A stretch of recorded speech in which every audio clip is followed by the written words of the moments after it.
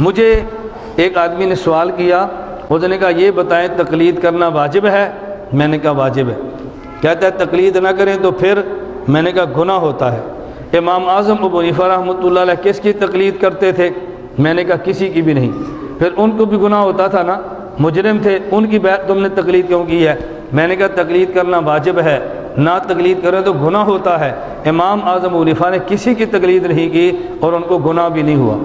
مجھے کہتے ہیں عجیب بات ہے، جب نماز نہ پڑھیں تو جرم ہے، تو جو بھی نہ پڑھے جرم ہے، تو جب تقلید نہ کرنا گناہ ہے تو امام ابو حنیفہ تقلید نہ کریں، ان کو گناہ کیوں نہیں؟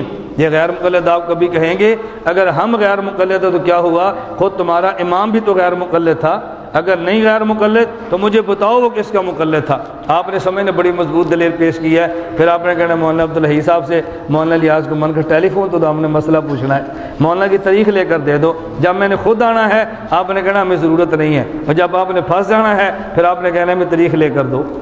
بھائی اپنا عقیدہ بیان کرو، بیان کرتے رہو گے انشاءاللہ فتنہ پیدا نہیں ہوگا۔ بات اچھی طرح سمجھنا۔ میں نے کہا بیٹا دو مسئلے میں تجھ سے پوچھتا ہوں، تجھے پھر یہ مسئلہ سمجھ آنا ہے۔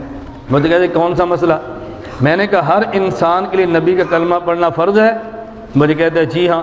میں نے کہا اگر کوئی انسان کسی نبی کا کلمہ نہ پڑھے تو پھر مسلمان ہوتا ہے؟ مجھے کہتا نہیں۔ میں نے کہا حضور اکرم صلی اللہ علیہ وسلم انسان تھے؟ کہتا وہ تو کامل انسان تھے۔ تو میں نے کہا کلمہ کس کا پڑھا تھا؟ کہتا کسی کا بھی نہیں۔ میں نے کہا تو کہہ رہا کسی کا کلمہ نہ پڑھے انسان مسلمان نہیں ہوتا، تو جب حضور نے کسی کا کلمہ نہیں پڑھا تو پھر؟ کہتا وہ کسی کا کلمہ کیوں پڑھیں، وہ تو خود نبی تھے، کیوں کلمہ پڑھیں، وہ تو خود نبی تھے۔ میں نے کہا ایک مسئلہ حل ہو گیا، اس کو نہیں پتا کیسے شکار میں پھنس رہا ہے۔ میں نے کہا جال میں آ رہا ہے نا۔ میں نے دوسرا مسئلہ میں نے کہا بتا باجماعت نماز پڑھنا ضروری ہے؟ کہتے ہیں جی ہاں۔ میں نے کہا باجماعت نماز نہ پڑھے تو پھر؟ کہتے ہیں گناہ ہوتا ہے۔ میں نے کہا باجماعت نماز کا مطلب کیا ہے؟ کہتے ہیں کچھ لوگ امام کے پیچھے کھڑے ہو کر نماز پڑھیں یہ باجماعت ہے۔ میں نے کہا تم سب باجماعت پڑھتے ہو، تمہارا امام بے جماعت پڑھتا ہے۔ مجھے کہتے ہیں کیوں؟ میں نے کہا تو نے خود کا امام کے پیچھے کھڑے ہو کے نماز پڑھیں باجماعت ہے، تم تو امام کے پیچھے ہو، تمہارا امام کس کے پیچھے ہے؟ پھر وہ تو بغیر جماعت کے پڑھ رہا ہے نا۔ کہتے ہیں وہ کسی کے پیچھے کیوں کھڑا ہو، وہ تو خود امام ہے۔ میں نے کہا مسئلہ حل ہو گیا، ہر انسان کسی نبی کا کلمہ پڑھتا ہے، خود نبی کسی نبی کا کلمہ کیوں نہیں پڑھتا؟ وہ خود نبی ہے، مقتدی امام کے پیچھے کھڑا ہوتا ہے، امام کسی کے پیچھے کھڑا نہیں ہوتا کیونکہ وہ خود امام ہے۔ میں نے کہا ہم سارے تقلید کرتے ہیں، ابو حنیفہ تقلید کیوں نہیں کرتے؟ اس لیے کہ وہ خود امام ہے، وہ خود مجتہد ہے، وہ تقلید کیوں کریں گے؟ وہ نہیں کریں گے، ہم کریں گے۔ مجتہد تقلید کرے تو گناہ ہوتا ہے، ہم تقلید نہیں کریں گے تو پھر گناہ گار ہوں گے۔ مجھے کہتا اچھا حضرت امام شافعی بھی تو امام ہیں، امام مالک بھی تو امام ہیں، امام احمد بھی تو امام ہیں، امام ظفر، امام حسن، امام مزاحی، امام فلاں، اتنے امام موجود تھے، آپ نے سارے امام چھوڑ کر امام حنیفہ کی تقلید کیوں کی ہے؟